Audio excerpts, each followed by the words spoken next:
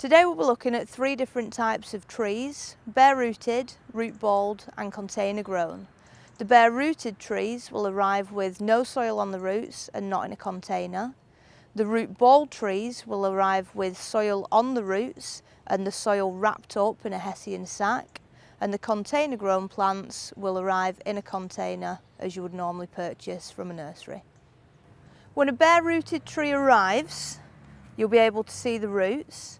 Inspect it and make sure that there's no damage and there's no sign of pests and diseases. When the tree arrives, it's important to then cover the roots to protect them from the air.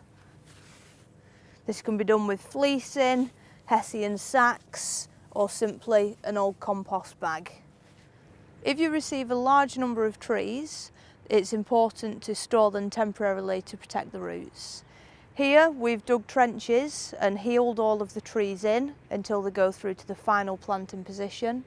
If you don't have room to do this, you can lay out the trees and protect the roots with damp straw. Before you plant the tree, mark out the spot where the tree is going to be planted. Make sure you check with the customer or the site supervisor to ensure it's in the right spot. Then you can start to dig the hole, taking into account the size of the root ball from the tree that's going into the hole, making sure the hole is wide enough and deep enough to take the root ball.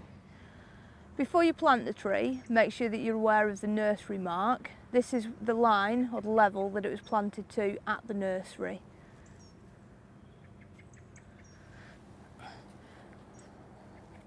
When placing the tree in the hole, some trees have a face to them. Try and select the best face for the direction of the garden. When backfilling for the tree, add some compost to improve the soil.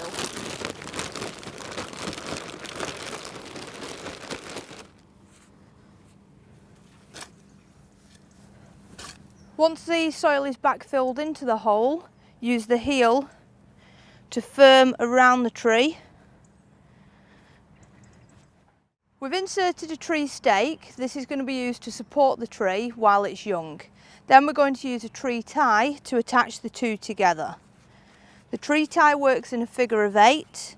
Slide it over the stake, making sure that there's a spacer between the stake and the tree to stop them rubbing. And then wrap it around the tree.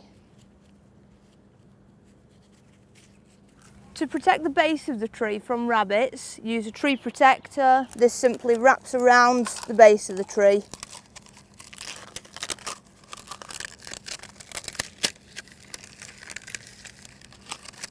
To protect it while it's young. Aftercare requirements for the tree: we need to water it and feed the tree regularly while it's young. The tree tie must be loosened as the tree grows.